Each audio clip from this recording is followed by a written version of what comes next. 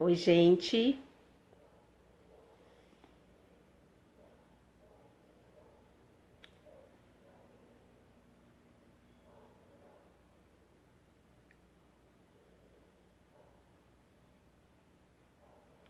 Oi, gente. Agora eu tô aguardando.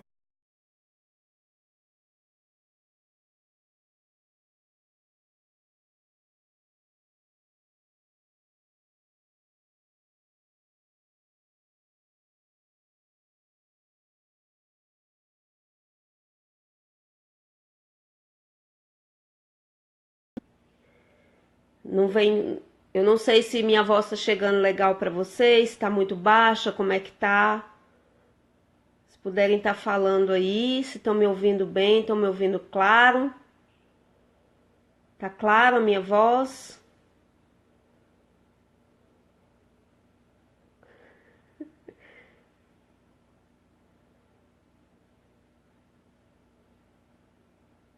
Oi, Iris. Oi, Odete. Tá, vocês estão me ouvindo bem? Tá. Tá bom o áudio. Opa, tem que tá bom. Estão me vendo bem também? Beleza. Tá, então eu já vou começando pra gente não perder muito tempo, tá? Assim, aí as pessoas vão entrando e quem não pegou o comecinho depois assiste. É, Ontem eu abri uma caixinha, né? Uma caixinha de perguntas sobre. E coloquei o tema família numerosa, né? Porque eu escrevi um texto ontem e o pessoal compartilhou muito, leu, gostou muito do texto e aquele texto foi a partir de uma conversa, né, que eu vivi. Então, aquele texto ele é real. Aquela situação é real, né? As pessoas perguntando e a gente meio que rebatendo, e aí eu decidi escrever aquele texto. Mas aí eu abri a caixinha de perguntas e falando de família numerosa, e eu recebi muita mensagem cujo tema era: eu tenho um filho, eu quero mais, mas tenho medo. Outras: eu tenho dois filhos, eu quero mais, mas tenho medo. Tenho medo de não dar conta, medo de não dar conta. Então, assim, eu fui lendo aquele tanto de mensagem, não tinha condições de eu responder vocês ah, uma história para cada e escrever em poucas palavras. Como que você vai fazer para dar conta? Então, assim, foi daí que eu decidi. Eu não dormi muito bem, porque eu fiquei pensando em todas as pessoas. Geralmente, quando as pessoas me colocam as coisas, os seus problemas, eu fico pensando nelas, né? Eu rezo por elas, eu me preocupo mesmo, assim. Porque são almas, para mim são pessoas, são corações, são almas, são famílias. Então eu tenho essa coisa de ficar pensando mesmo na pessoa e rezar na intenção daquela pessoa, enfim. E eu fiquei pensando tanto que eu não consegui dormir. Eu falei, eu vou ter que responder aquele pessoal. Então eu vou ter que fazer uma live, porque só numa live que dá pra eu colocar tudo direitinho, né? Pontuar. Só que eu não tô aqui pra fazer uma live pra ensinar vocês a deixar de ter medo, porque isso é algo muito particular, né?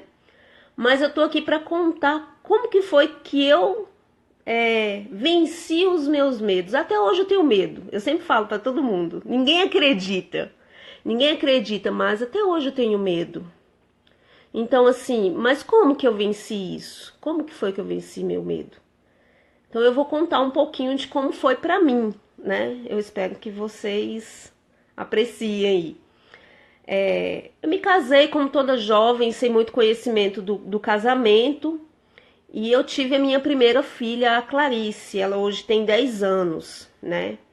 Mas quando eu tive a Clarice, a minha cabeça era desse tamanzinho, né? Eu tinha a cabeça totalmente egoísta.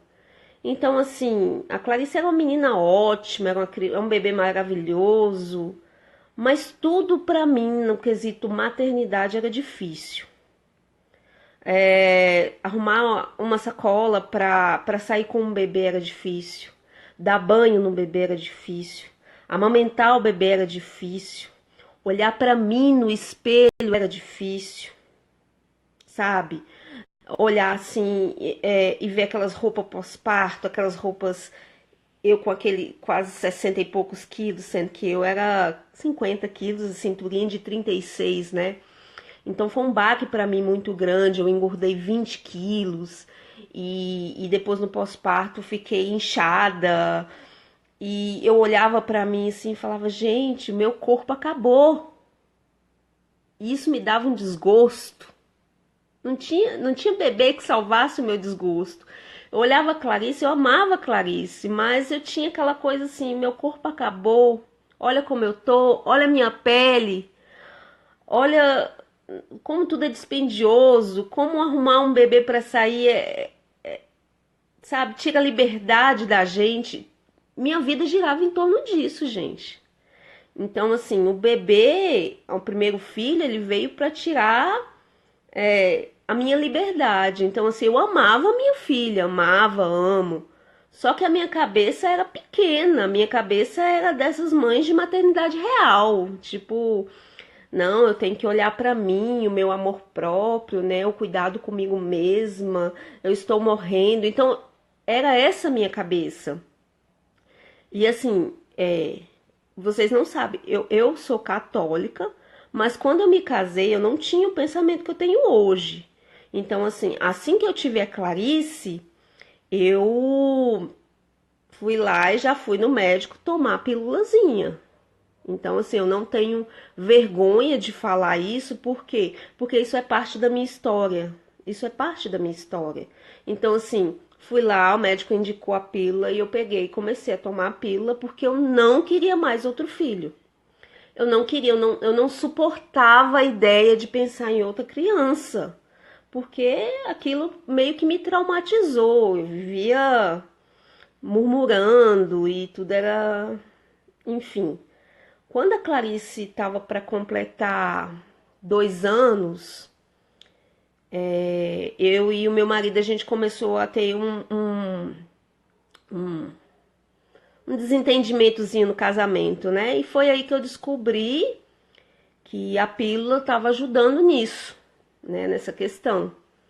Foi aí que eu peguei e fui atrás de alguém que pudesse me ensinar o tal método Billings, né?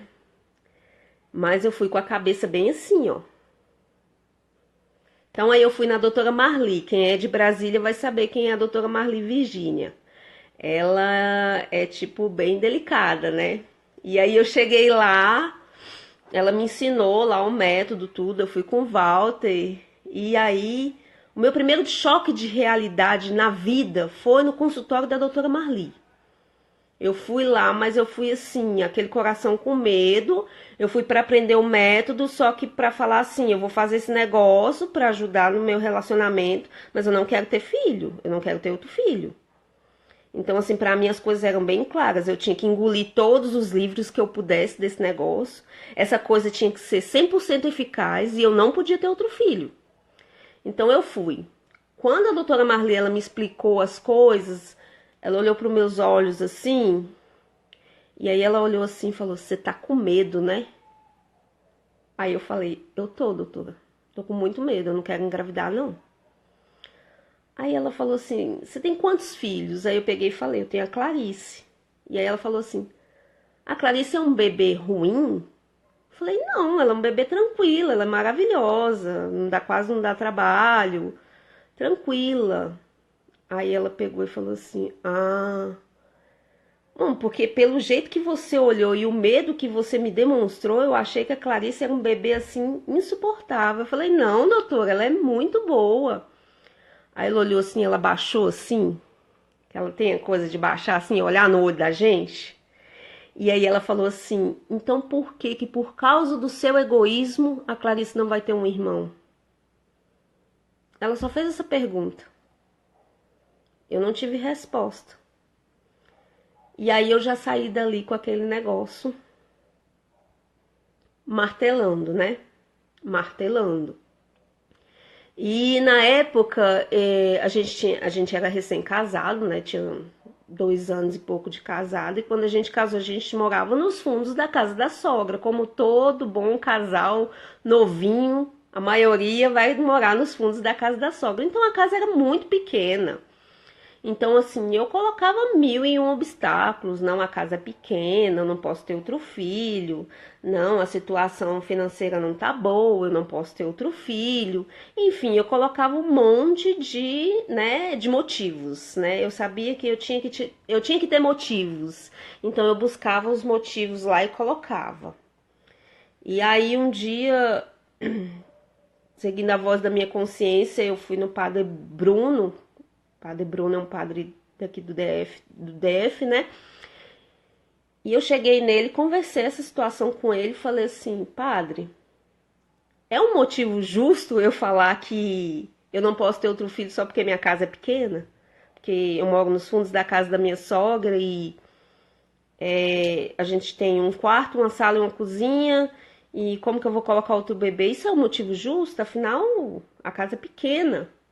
Ele olhou pra minha cara e falou assim, até parece que você não lembra da família do Walter, que ele conhece o meu marido e conhece a minha sogra, né?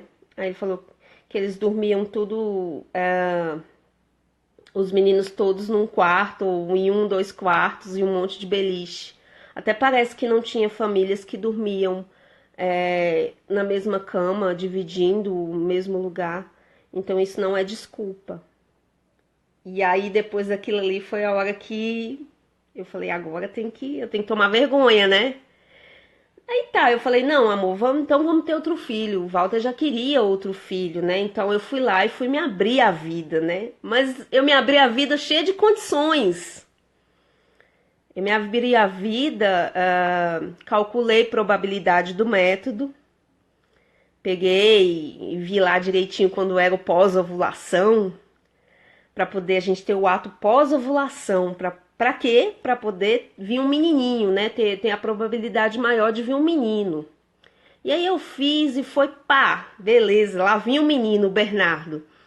Então, assim, eu tava bem, né? 2 filhos, o kit filho, tava lindo, né? Um menino e uma menina, ali já tava bom, né? Porque a minha abertura à vida, ela foi meio que condicionada no começo. Ela não era uma abertura total.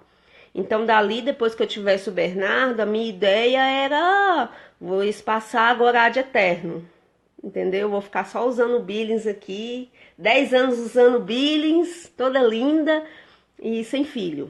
Era essa a ideia. Então, assim, mas quando quando o Bernardo nasceu, eu já tinha amadurecido um pouco mais.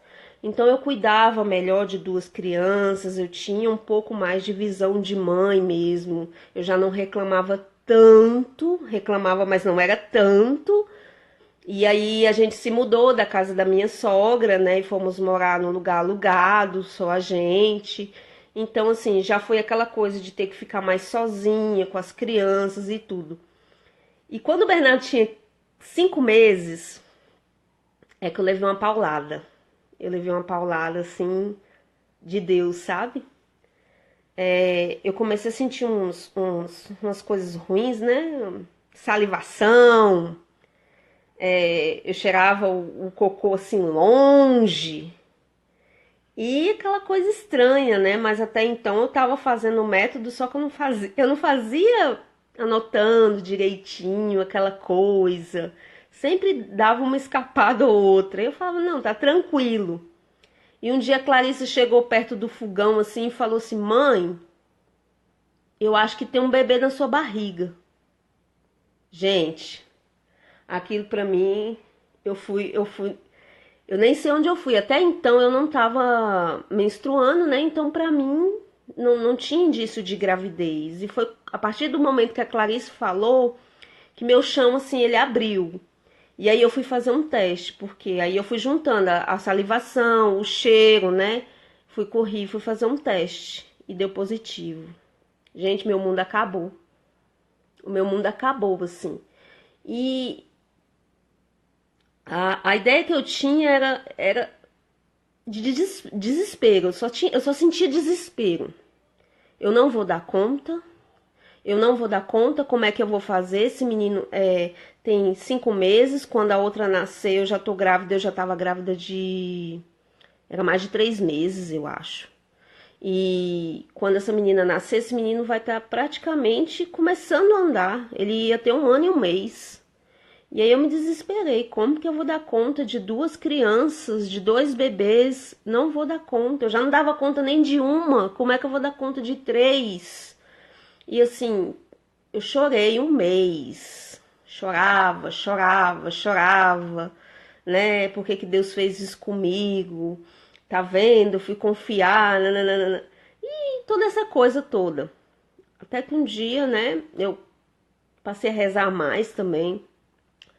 Tudo na minha vida mudou quando eu passei a rezar mais, né? Como eu me vi encurralada, eu tinha que rezar para Deus me dar força, né? Para eu conseguir ali sustentar, né? E aí eu comecei a rezar, rezar, rezar, e um dia eu lembro que eu sentei na cozinha e fiquei pensando na minha vida, que eu não ia dar conta, que ia vir mais um bebê e tudo. E foi a hora que caiu a ficha pra mim. Eu falei assim, mas como que eu não vou dar conta? Sendo que a minha avó, a mãe do meu esposo, elas lavavam fralda de pano, elas buscavam água no rio, elas tiravam água de poço, elas cortavam lenha, elas matavam galinha e depenavam para poder fazer o almoço.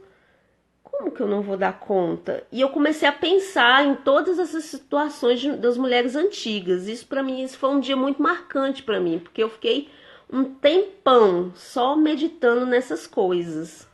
E eu falei assim, não, eu não posso ser a vergonha da minha geração. Meu Deus, eu sou uma vergonha. E aí quando eu pensei, eu sou uma vergonha, porque eu olhei o micro-ondas, eu olhei a máquina de lavar, eu olhei as facilidades que a gente tem como carro, como facilidade de médico, mesmo que o SUS não seja muito bom, mas tem muito mais facilidade que na época delas. E todas essas facilidades que a gente tem, aquilo me abriu os olhos. Eu falei, eu não posso ser uma vergonha para minha geração. Gente, minha geração é uma vergonha. Eu sou uma vergonha como mãe, eu sou uma vergonha como mulher. Olha o que que minha avó, minha sogra passaram e olha do que eu tô reclamando de ter 3 filhos com todo esse aparato. Aí foi a hora, eu falei, não, eu não posso. E assim, eu tenho uma personalidade de me desafiar muito. Eu mesmo me desafio e eu mesma tenho que conseguir vencer esse desafio. E aí foi a hora que eu sacudi a poeira e falei assim, não vou me ceder isso aqui não, eu vou conseguir sim. E foi aí que eu fui descobrindo meios, né? Como que eu ia fazer pra estar com a Catarina no colo e dar comida pro Bernardo, e como que eu ia fazer para poder limpar a casa e todas essas coisas. Mas assim, o que mais me ajudou foi pensar nas mulheres antigas, né? Ver elas como modelo para mim, sabe? Olhar para elas e pensar na história delas o tempo todo. Então até hoje eu faço isso. Até hoje eu faço isso. Quando eu tô aqui em casa, quando o bicho pega, quando eu quero reclamar de alguma coisa, eu lembro de alguma história difícil que minha avó ou alguém me contou, e aí eu me envergonho de mim e falo, não, eu não tenho motivo. Eu não tenho motivo para reclamar. Então, assim, foi isso que foi começando a mudar em mim essa questão do olhar da maternidade, né? Outra coisa que me comecei a pensar muito assim foi em que tipo de mãe que eu era. Eu era que tipo de mãe? A mãe molenga, a mãe que só queria viajar, A mãe que a mãe que só queria maquiagem, gente, eu era louca por maquiagem. A mãe que só queria shampoo caro. Eu era esse tipo de mãe que era minha beleza, eu era muito vaidosa, muito vaidosa.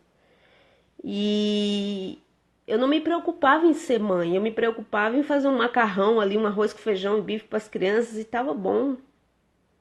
Então, assim, foi olhando para as mulheres antigas que eu falei, eu não posso ser isso. O que eu quero deixar para os meus filhos? Que tipo de mãe eu quero ser? E aí, com 3 filhos, eu comecei a trabalhar, assim, em mim. Trabalhar os pormenores que eu tinha em mim, né? É questão de cuidar melhor da casa, fazer uma alimentação melhor, ser mais atenciosa com as crianças. E aí, um dia eu tive outro insight, né? Lembrei da minha avó. Eu tinha minha avó paterna, eu lembrei dela vendendo pano de prato para comprar frango para fazer o almoço. Eu me lembro muito bem disso. Uma das cenas que eu lembro muito da minha avó paterna. E eu meditei muito nessa cena. Que olha o que a minha avó passou. E a outra cena foi minha avó materna. A minha avó, ela era o tipo de pessoa que ela era o centro da família. Ela era ela aconchegava tanto a gente, tanto que todo domingo a gente ia para casa dela, eram os tios, os netos, não tinha que ter nada. A gente ia para lá, porque era bom estar do lado da minha avó. E a minha avó, ela fazia uma comida, eu lembro que era um arroz de forno e um frango amarelo com açafrão, e ali ela fazia uma salada. Mas a gente queria estar todo mundo na cozinha, perto dela, porque ela era aquela mulher que abarcava, assim, a gente, sabe? Todo mundo queria vó, tá ali, sabe? Cada um queria tirar aquela lasquinha. E eu falei, gente, eu quero ser igual a minha avó. Aquela que atrai, sabe? Atrai os filhos, sabe? Minha avó não era muito de ser carinhosa, mas ela era uma presença tão forte, uma presença feminina tão forte, que tudo meio que girava em torno dela. E aí foi quando eu peguei e falei assim, eu vou conseguir ser pelo menos um pouquinho parecida com a minha avó. E foi aí que eu comecei a batalhar, né? Cozinhar um pouco melhor, né? Aprender outras coisas e tá. E a Catarina foi crescendo. Ela nasceu, né? Todo mundo sabe do parto dela, né? Que foi um parto em casa, desassistido. Então, o parto da Catarina também foi muito transformador na minha vida. E a partir daquilo ali foi quando o Walter saía para trabalhar e eu ficava com as 3 crianças. E aí eu fui lutando dia a dia para deixar a preguiça, para deixar a murmuração, para deixar de ser vítima, para deixar de olhar como se meu marido fosse livre e eu fosse escrava, porque era assim que eu pensava. Então eu fui começando a mudar toda a minha concepção, né? E comecei a rezar. Gente, nada do que eu falar aqui para vocês eu posso falar assim 2 horas. Vai mudar a cabeça de vocês e nem é isso que eu quero. E vai trazer essa segurança, nada. O que vai trazer segurança para vocês é só vida de oração. Só. Porque à medida que eu rezava, e quanto mais eu ia à missa e comungava e rezava, a vida interior com Deus, ela foi fazendo, ela foi trabalhando no meu coração, sabe? Então, assim, muitas vezes eu escutava mesmo a voz de Deus, me pedindo um pouco mais aqui, ali, um pouco mais no ser mãe, um pouco mais de generosidade. E ele me dizia os porquês, sabe?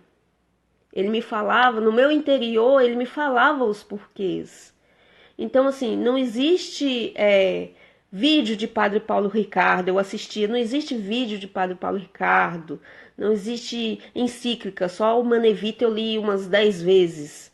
É oração, gente, porque assim, o convencimento ele só vem de Deus. Então, algo que eu queria deixar muito frisado aqui para vocês. Como é que eu venço o medo? Rezando. E quando eu falo rezando, não é só as orações próprias da igreja, não. Quando eu falo rezando, eu falo é ter intimidade mesmo com Deus, conhecer o Deus que você ama. Então, assim, foi isso que eu fiz. Eu fui começando a me entregar a Ele, sabe? E fazer as coisas e pensar nele, pensar em por que eu fazia aquilo. E foi uma época que eu descobri uma frase, já é antigo isso, né? Quem tem um porquê suporta qualquer como. E quando eu descobri essa frase mudou muito a minha vida, porque assim, o porquê é o sentido, né? E quando eu descobri esse sentido que era Deus e porque eu fazia as coisas que era por Deus e não por mim mesma, aquilo começou a ter um sentido. Então eu suportava qualquer como. Qualquer como se a vida financeira tá boa, se tá ruim, se as pessoas estão criticando, se não estão. Gente, no começo foi muita crítica, assim, até a Catarina, o pessoal ficou meio espantado, assim, nossa, mas um bebê em cima do outro.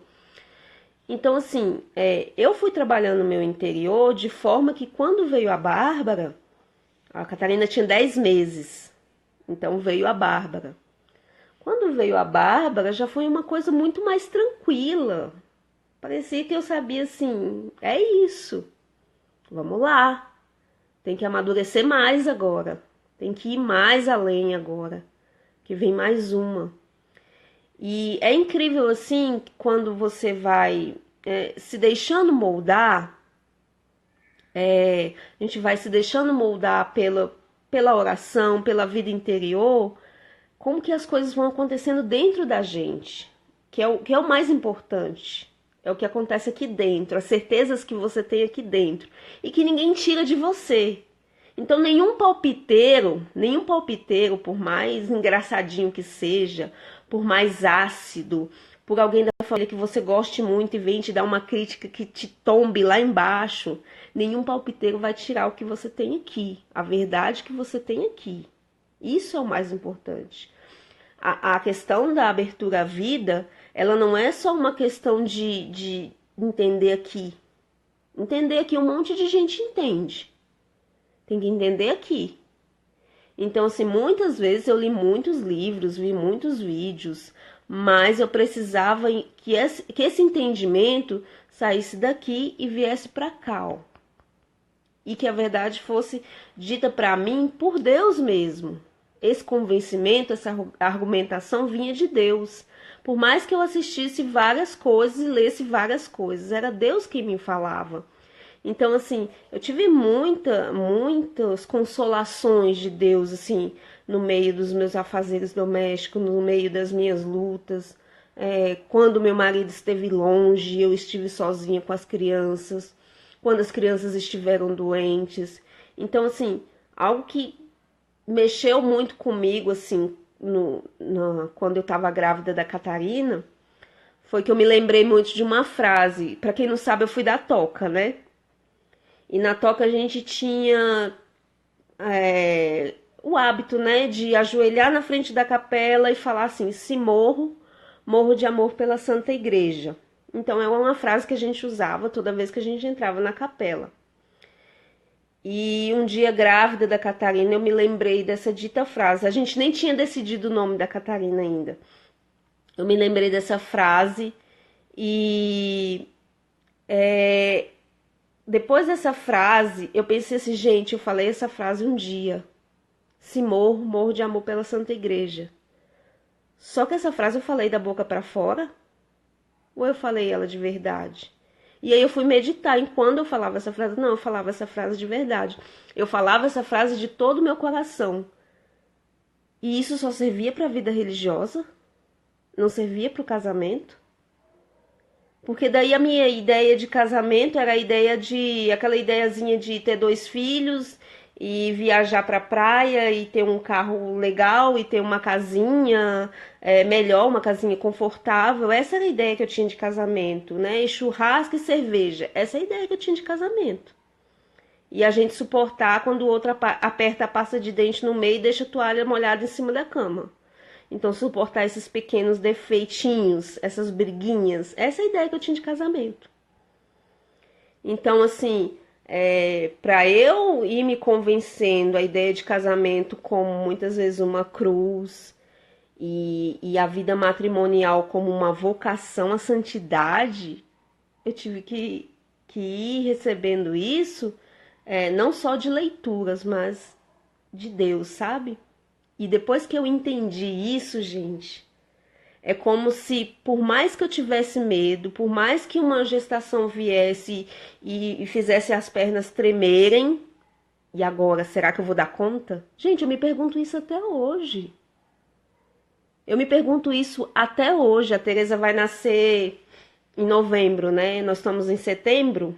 Tem 2 meses aí pra Tereza nascer. E eu me pego pensando às vezes, será que eu vou dar conta? Então, assim, não é uma questão de que hoje eu sou uma super mulher e eu não tenho os meus medos. E eu não penso, será que eu vou dar conta? Só que toda vez que eu começo a titubear e toda vez que eu começo a ficar muito amedrontada e que as coisas, as preocupações da vida começam a me encher, eu começo a ficar desesperada. Pra quem que eu recorro, gente? Eu recorro pra Deus. Aí é a hora que eu começo a rezar, a hora que eu começo a conversar com Ele. E quando eu falo conversar com Deus, gente, eu falo é conversar mesmo. É você falar as coisas que estão faltando. É você falar os medos que você tem. É você falar, às vezes, as revoltas que você tem. E você fala. E você fala e você reza. Agora você me responde, Deus. E aí, nessa história que Ele vai respondendo e Ele vai te dando certezas. Gente, Deus dá certezas pra gente que não é o Padre Paulo, não é o Papa Francisco, não é... Ninguém vai te dar essa certeza. Só Ele vai te dar essa certeza. E é essa certeza que você, apesar do medo, você vai dar o passo. Porque você sabe por quem está entregando sua vida. Por quem que você está fazendo aquilo. E assim, a questão das críticas, né? Muita gente fala, eu tenho medo de ser criticada pela minha família e tudo. Eu tenho muito medo da crítica da minha família, de como meus parentes vão reagir, do que vão falar. E como que vai ser isso? Gente, no começo dói. Eu vou dizer pra vocês, eu não vou mentir. Segundo filho, terceiro filho, até o quarto filho, você ainda sente uma dor, assim, de uma brincadeira, né, de um não tem televisão em casa, de novo, nossa, mas mais a gente sente, e ainda mais a mãe, né, o pai ele sente, mas a mãe ela sente mais, a gente já tem aquela carga hormonal, né, e a questão da gestação, então a gente acaba que sente bastante, então tem dia que você vai ficar mesmo cabisbaixa, você vai sentir aquele comentário e você vai até mesmo chorar. Mas aí é que tá, você vai chorar aos pés de Nossa Senhora, você vai chorar aos pés de Deus e você vai pedir a eles força. E o engraçado que eu noto é que assim, a cada gestação parece que eu vou ganhando uma força que eu não sei de onde vem às vezes. E eu falo sempre que vem de Deus e do bebê que está aqui dentro. Que esse bebê revigora a minha alma, revigora as minhas forças maternas para eu cuidar dos que estão fora e para eu abraçar aquele novo como mãe, porque eu vou ser mãe de novo. Eu já sou mãe de novo, eu vou ter um outro bebê. Então isso me impele a ser melhor, isso me impele a buscar mais, isso me impele a lutar contra as minhas misérias, a lutar contra os meus medos, a lutar contra a minha preguiça, a lutar contra o meu comodismo, a lutar contra quando eu tenho medo do financeiro, quando eu tenho medo da escola, quando eu tenho medo da adolescência. Gente, eu tenho medo. Então, assim, talvez vocês esperavam alguém que chegasse aqui e falava, não, gente, é tranquilo, depois você reza o terço, você conversa com Deus e você não vai ter mais medo. Não, não é assim, gente. Não é assim, a gente sempre vai ter medo. Agora, vamos separar o medo do dou conta. A questão do dou conta é você lutar. É você lutar e parar de se rodear de gente que só te põe para baixo. Gente que só fala da maternidade como a coisa mais negativa do mundo. Assim, eu me rodeei de algumas amigas que a maternidade para elas era um peso. E eu absorvi aquilo. Então, assim, para eu trazer a maternidade para outro sentido, foi muito dolorido para mim, de entender a maternidade como caminho de santidade, como minha vocação, como algo que toda mulher nasceu para ser mãe, gente. E quando eu falo isso, eu falo com certeza. Não é uma questão só biológica, de parir uma criança. Toda mulher nasceu para o cuidado, toda mulher nasceu para cuidar do outro, para se preocupar com o outro, para esse carinho com o outro. Então, assim, para eu trazer a minha maternidade, que era um fardo, para essa maternidade cheia de sentido, eu tive que lutar contra mim mesma, lutar contra o meu vitimismo, lutar contra o meu comodismo. Gente, eu adoro dormir. Coisa que eu mais gosto na vida, dormir. Quando eu tive a Catarina ela não aceitava muito o Walter pegar ela. Eu não sei o que foi essa criança, foi uma das únicas que teve isso. À noite, quando ela chorava, tinha que ser só eu. Então, assim, se o Walter pegasse ela começava a gritar, ela gritava muito. Então tinha que ser eu. E aí a Catarina criou um vício na mamada, que ela mamava, tipo, ela acordava e mamava, e dali eu colocava ela para dormir, e dali 15 minutos ela chorava de novo.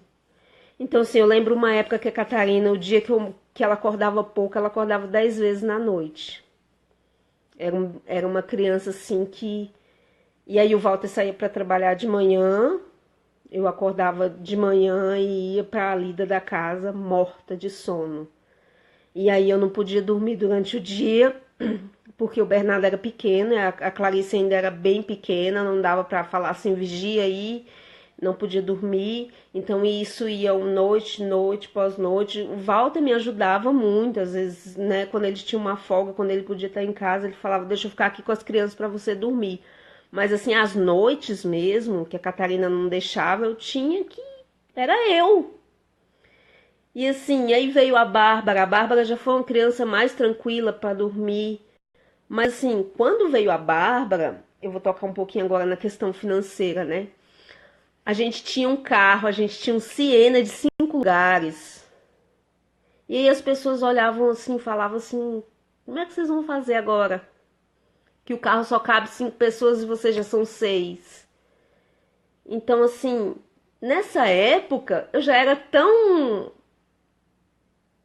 estava tão assim entregue que eu nem me preocupava mais com isso. É claro que eu rezava, falava, Deus providencia, né? Providencia as coisas.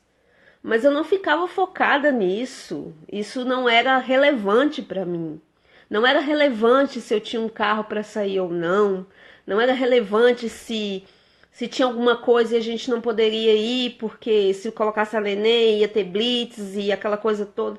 Já não era mais importante. O mais importante eram os meus filhos. O mais importante era o que eu estava construindo. E assim, isso a gente só vai amadurecendo quando a gente vai rezando. E uma das coisas que eu me lembro assim, sobre a questão das críticas é que quanto mais a gente dá o nosso melhor dentro de casa, mais a gente fica blindado com as críticas. A gente fica tipo blindado. A pessoa fala, parece que bate bem aqui e volta. Você nem sente. Por quê? Porque você sabe o que você está formando dentro da sua casa. Você sabe como que você está educando os seus filhos. Você vê as coisas acontecendo. Gente, a minha alegria foi vendo assim, as crianças crescendo, quando já tive a Bárbara, né?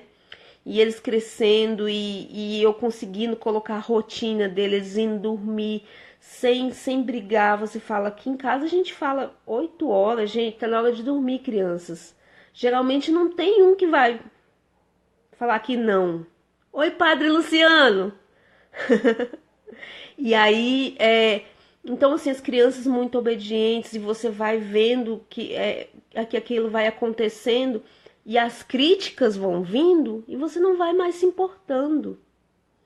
Porque você sabe por quem você está fazendo aquilo.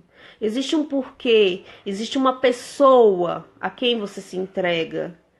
E, e essa questão sempre do medo do financeiro, eu acho que todo mundo tem muito medo, né? Geralmente as mães têm medo de não dar conta do serviço, né, do sono, do parto, da amamentação. A gente tem muito esses medos, né? Mas quando fala do esposo e da esposa, coisa junta, o maior medo hoje nosso, um dos maiores, é o financeiro.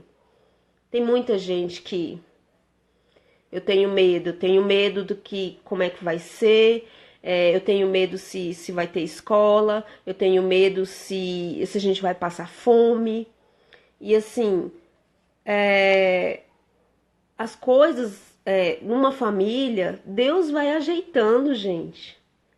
Não é possível que a gente seja mais pobre do que nossos avós, que não tinham, às vezes, nem como, não tinha carro, tinha que andar de ônibus, que não tinha, comia o que plantava e passavam muito mais necessidade do que nós. Então, assim, quando a gente tem hoje medo da questão financeira, a gente tem medo do conforto que a gente não vai poder dar para os nossos filhos. E isso, eu escrevi um texto uma vez, isso me dói bastante, porque eu nasci numa família muito pobre, né? O meu pai, ele por mais que ele tentasse, as coisas pra gente não eram fáceis. Então, assim, quando eu vejo alguém falando eu tenho medo da dificuldade financeira e tudo, mas você passa fome? A pessoa fala, não, a gente até que tem e tal. Eu falei, e qual é o medo? O medo é de não dar uma casa super confortável com móveis de última geração, o medo é de não dar um carro bom, o medo é de não dar roupa boa, o medo é de não dar um celular quando a criança pedir, o medo é de não colocar ele numa escola particular. Qual é o medo? Porque assim, é esse o medo das pessoas. Se você for a fundo e perguntar qual é o medo delas é de não poder dar conforto para os filhos. E aí é o que eu me pergunto: conforto é maior do que a vida? Não é, gente, não é, porque eu vivi totalmente no desconforto, né? Eu vivi no desconforto. Eu já vivi coisas assim da minha família, não ter o que lanchar à tarde. A gente colocava, eu lembro até hoje, isso eu não falo com desgosto, não, eu falo até com alegria. A gente colocava farinha com açúcar, para lanchar à tarde. 3 horas, 4 horas, não tinha o que comer. Minha mãe não tinha dinheiro para comprar pão. Então a gente colocava farinha com açúcar, eu e minha irmã do meio, e a gente comia farinha com açúcar. Comia aquele copinho americano, sabe aquele copinho? Tem uns veiozinhos assim, a gente colocava um copinho daquele, comia, depois bebia água e pronto, ia brincar feliz. Não tinha essa coisa de hoje de ficar comparando a vida, de ser ingrato, sabe? Então, assim, às vezes quando a gente fala, eu tenho medo da dificuldade financeira. Se você for a fundo perguntar no seu coração, você vai saber que você tem medo de não dar conforto para os seus filhos. Mas a vida é maior do que conforto. Então, assim, assim, ele fala, mas a escola particular e tal. Gente, eu nunca estudei em escola particular. E eu sou alguém, mesmo que eu não tenha feito faculdade, eu terminei só o ensino médio, mas eu sou alguém, entende? Eu me sinto um ser humano bem formado que eu falo assim, culturalmente falando. Claro que a gente vai aprendendo, depois vai buscando. Ah, mas os pais falam, como é que a gente vai dar educação? A gente vai dar educação sentando com as crianças e ensinando eles as coisas. Ah, mas a escola está muito ruim. A escola particular também está muito ruim. A gente tem que sentar com eles e tem que ensinar. Então, assim, quando se fala em tantos medos que a gente tem, se a gente for buscar a fundo qual é o medo, a gente vai entender que o medo é de não poder dar conforto para os filhos. Quando eu falo da questão financeira. Agora, quando se fala da questão de. Eu tenho medo, Tati, de não dar conta, do estresse. Eu tenho medo de não dormir. Eu tenho medo do cansaço. Isso existe. Eu não vou dizer pra vocês, eu não vou falar aqui que todo dia eu tô de boa, todo dia tranquilo e eu tô muito bem. Não, tem dias que a carga pesa. Tem dia que é cansativo, tem dia que é estressante, sim.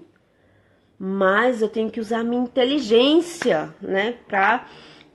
A Pamela fala muito isso, né? De utilizar as coisas ao meu favor.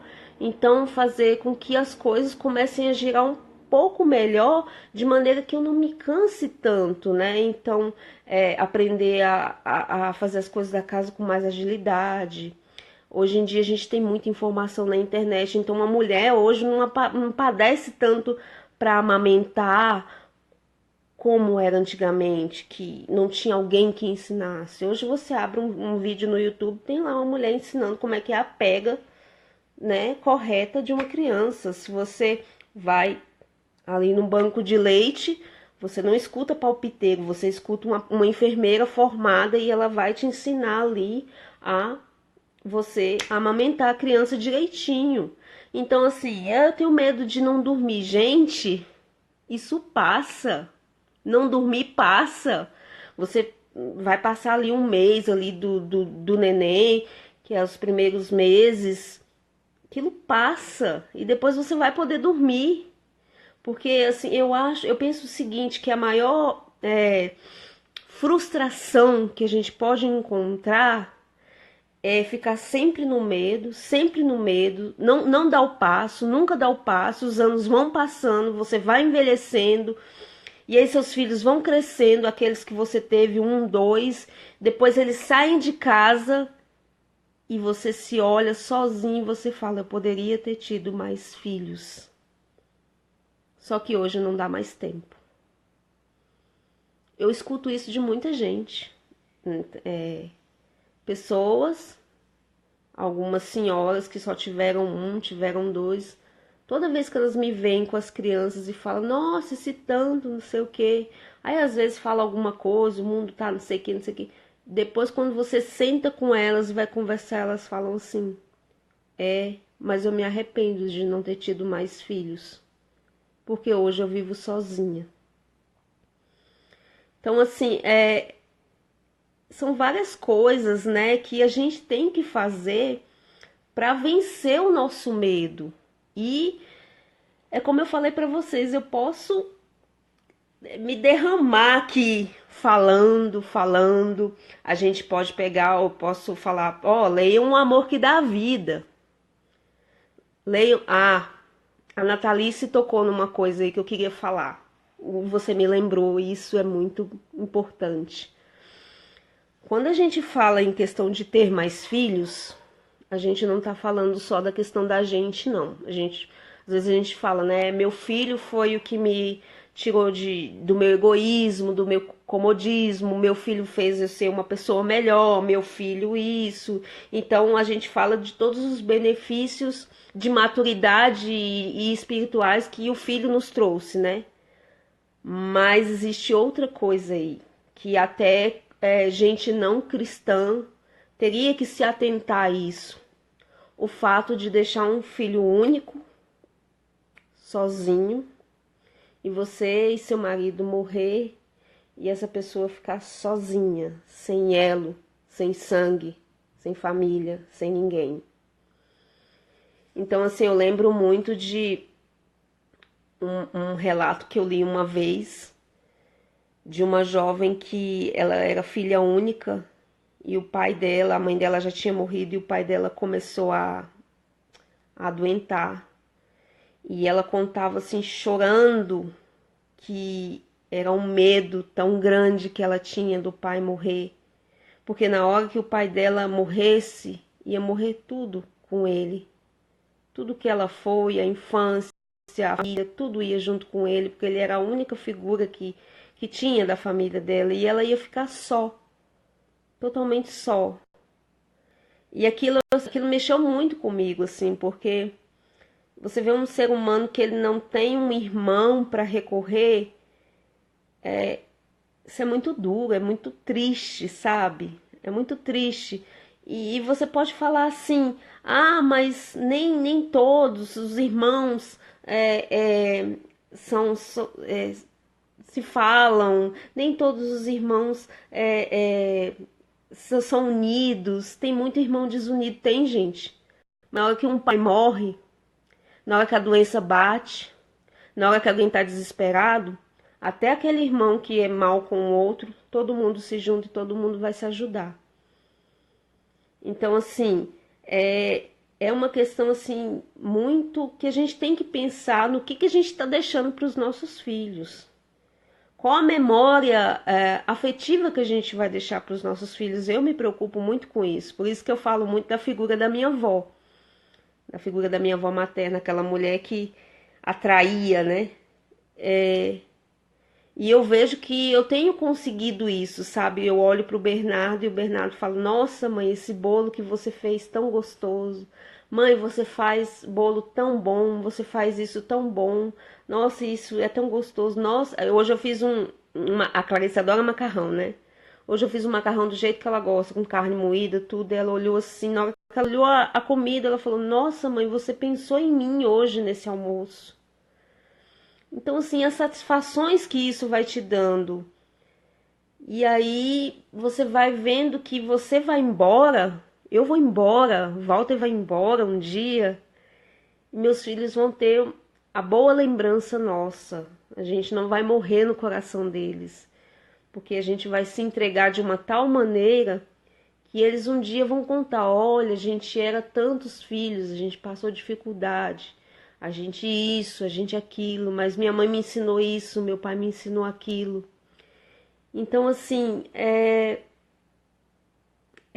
algo que a vida da gente, a gente tem que deixar rastro, né? São José Maria Escrivá, vocês sabem que eu coloco muita coisa de São José Maria Escrivá, porque é um santo que me abriu muito a cabeça, né? Pela questão do trabalho, principalmente o trabalho doméstico, que é um trabalho ingrato, né? Mas hoje para mim é um trabalho cheio de sentido, né? Você tá fazendo ali as mesmas coisas sempre. E eu cito ele porque tem uma coisa que ele fala assim: deixa rastro. Qual o rastro que você tá deixando para sua família, para os seus filhos, né? Que tipo de mãe que você tem sido? Que tipo de mãe que você quer ser? É a mãe medrosa? É a mãe que teve um filho, dois e fala: Deus me livre de mais um? Ou é a mãe que tem e fala: Nossa, eu ainda queria mais porque eu amo. Eu amo ter os meus filhos. E hoje eu falo assim, o medo, ele tá aqui, mas eu não vejo a hora de ver a Tereza, sabe? Mais um RN pra eu... RN recém-nascido, tá, gente? Mais um recém-nascido pra eu cheirar a cabecinha e cheirar aquele novo vigor pra mim, mãe novamente, cheirar o cheirinho do meu recém-nascido e falar assim: eu tenho que ser melhor por ele, por ela, por eles, pelo meu marido. Eu tenho que vencer os meus medos. Eu tenho que dar conta. Eu não posso ficar chorando. Eu não posso ficar me estremecendo diante da dor, diante do cansaço, diante da minha falta de fé, diante da minha moleza. Eu não posso ficar me estremecendo. Eu tenho que buscar os meios. Eu preciso buscar os meios para que eu seja melhor. E isso a gente só faz, gente, lutando, lutando, é lutando contra as misérias mesmo. Você acha que é fácil para mim? Não é fácil, não. Não é fácil, não. Mas a gente precisa ter nítido por quem que você está fazendo, sabe por quê? Porque na hora que chegar a hora da morte, na hora que chegar a hora que Deus vai levar a gente poder estar com o coração tranquilo e falar, eu dei o meu tudo, eu dei o meu tudo, eu não tive reserva. E olhar para Deus assim e falar assim, eu cumpri o que o Senhor me pediu. Eu entreguei a minha saúde, eu entreguei o meu futuro, eu entreguei a minha vida, eu entreguei o meu útero, eu entreguei meu casamento, eu entreguei tudo. Tudo tá aqui. E eu lutei, lutei e agora é hora de eu fechar os olhos e ir. Porque assim, se alguém me perguntar assim, mas o que que você quer? Você quer que os filhos cuidem de você na velhice? O que que você espera com esses filhos? Deles eu não espero nada. Dos meus filhos eu não espero nada. Porque o que eu tô dando de graça. Eu não espero que sejam engenheiros, médicos, psicólogos, que tenham muito dinheiro, que sejam pessoas bem-sucedidas, que, que, sei lá, me paguem viagens no futuro. Eu não espero isso. Eu espero só o céu. Eu espero só poder estar com Deus um dia. Eu espero só poder fechar meus olhos em paz e falar, eu lutei, eu dei o meu melhor e agora eu quero estar contigo, Senhor. E agora eu quero descansar em Ti. E assim, é por isso que crítica de ninguém, vai tirar o que eu tenho aqui. E que só foi construído, com muita vida interior. É você ir, é você comungar, é você conversar com Deus, é você pedir força a Ele, é você pedir, me fala, Senhor, me fala o que tu quer, me fala o que tu quer, o que você precisa que eu mude. E assim, são essas coisas que vão ajudar a gente a vencer o medo. Não existe nenhuma encíclica, não existe nenhum vídeo, não existe nada que vai mudar sua mentalidade que não for a oração e a vida interior com Deus. A única força e a única vontade de mudar a gente mesmo é a união com Deus. Se não tiver isso, não adianta nada eu estar falando aqui, não adianta nada vocês assistirem vídeo do Padre Paulo Ricardo, não adianta nada vocês lerem um monte de livro, um monte de artigo, não adianta nada vocês verem um monte de história de mãe católica com 8, 10 filhos, não adianta nada. O que adianta é você ter união com Deus, é você ouvir dele o que ele quer, é você ser consolado por ele, é você ser erguido por ele enquanto você chora, porque você já está cansado. São essas coisas que vão te fazer vencer o seu medo, vencer o seu eu não dou conta. E quando você vê as coisas acontecendo, gente, os caminhos que você vai trilhando, isso é maravilhoso. E até as cruzes que vão vir. Ou vocês acham que eu penso que a minha vida vai ser perfeita? Que os meninos vão crescer e não vão dar trabalho nenhum e vai ser tudo lindo, eles vão se casar e vão viver o sacramento, alguns vão ser padre, outros vão ser freira. Vocês acham que eu penso isso? Não penso, gente. Eu tô fazendo o meu melhor e eu sei que eles vão decidir as coisas deles por eles mesmos. Por isso que eu falo, deles eu não espero nada, eu espero de Deus. Então, assim, eu sei que eu tenho muitas cruzes ainda para enfrentar.